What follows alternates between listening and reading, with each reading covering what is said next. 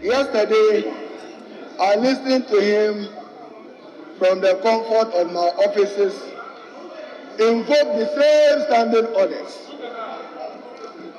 You are what? You invoke the same standing orders. I'm doing the same. Mr. Speaker, take your notes, man. Mr. Speaker, let me refer you to Order 48.1, which reads, the presence of at least 1/3 of all the members of Parliament besides the person presiding shall be necessary to constitute a quorum for the House. So, Mr. Speaker, even adding yourself to the quorum yesterday itself is in betrayal of our standing order 48.1.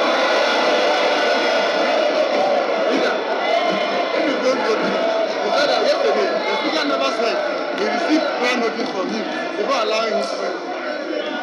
Mr. Speaker, yesterday as I followed proceedings, I did not hear the chair and the speakership acknowledge that there was any written statement seeking to use Order 51 by the majority leader. Mr. Speaker, let me also with respect refer you to our standing order 109.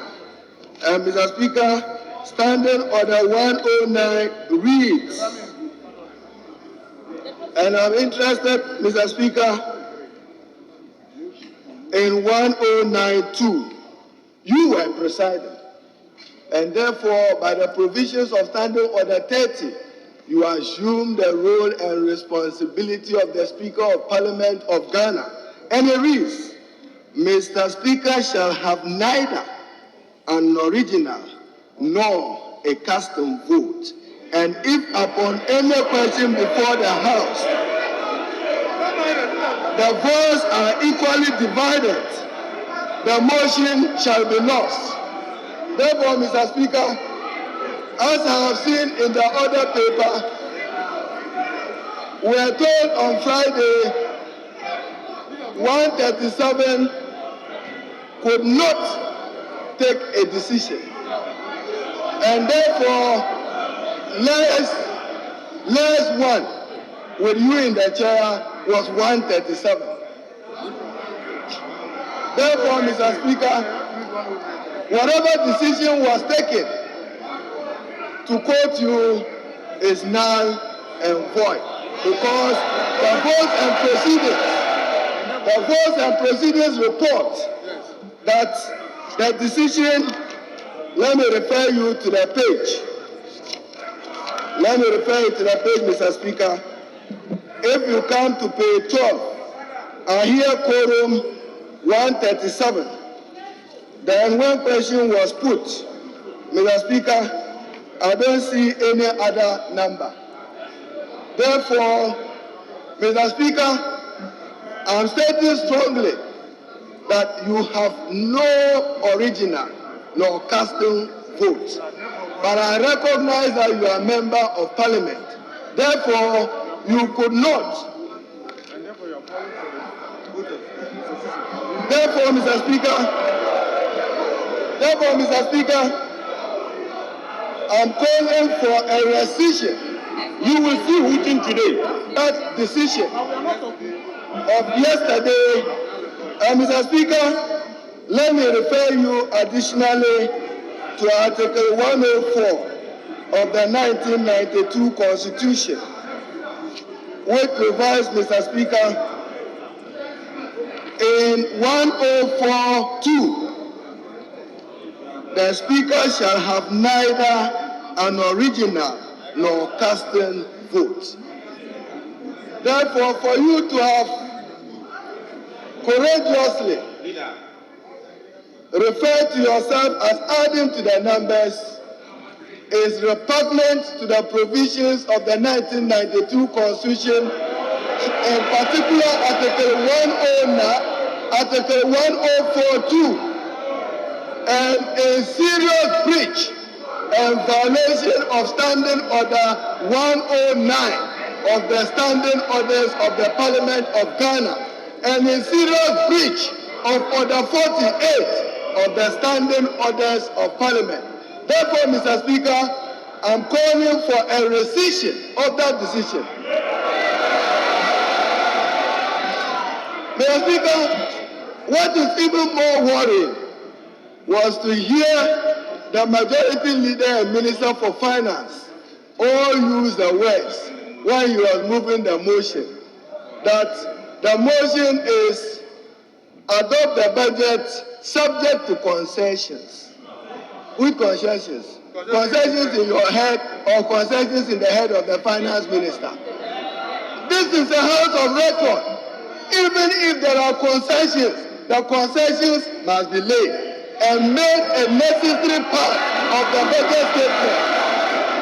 And made a necessary part of the budget statement, because those concessions will amend aspects of the budget and economic policy of government, not in the imagination or in the thinking of a minister for finance. Therefore, to accept a motion subject to concessions which is not known to this august House in the exercise of our important mandate of oversight, our important mandate over scrutiny of the public purse, Mr. Speaker, I can only ask for a rescission. Mr. Speaker, the other day, our colleague this side, they chose to walk out, even though yesterday you tried to help them understand when you added yourself to quorum. Then it means we could have added them to the quorum of the day they walked out, Mr. Speaker, because they were in the chamber. By extension, they were in the chamber and they are present. It is only when, Mr. Speaker, they were wanting to avoid humiliating defeat. And let me refer you to it, Mr. Speaker. Again, Article 1043 of the Constitution. And Mr. Speaker, I read, where the votes on a motion are equal, it shall be taken to be a loss. Mr. Speaker, the votes and proceedings of yesterday reported 274 members, 137 intact. So whether you took part, you didn't take part, you only could be 137. You only. Because one of your members, Sarah Adwesafu, was absent. Not yesterday. On Friday. On Friday.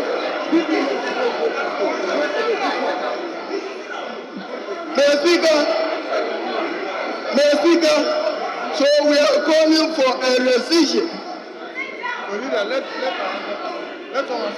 We are calling for a rescission.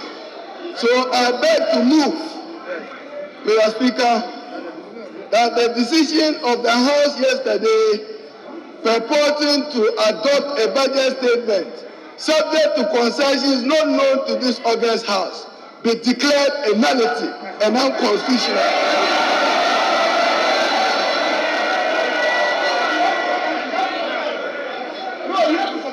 Mr. Speaker, I beg to move. Yesterday, I heard you rely on the same order 50, 1 and 2. I'm relying on the same standing order 51 and 2.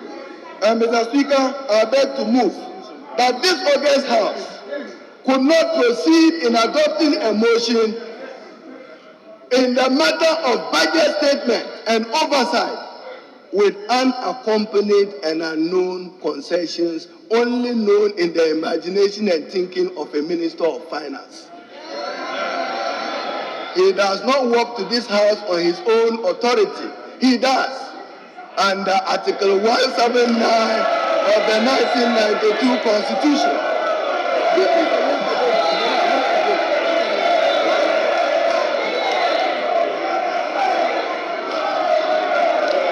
Mr. Speaker,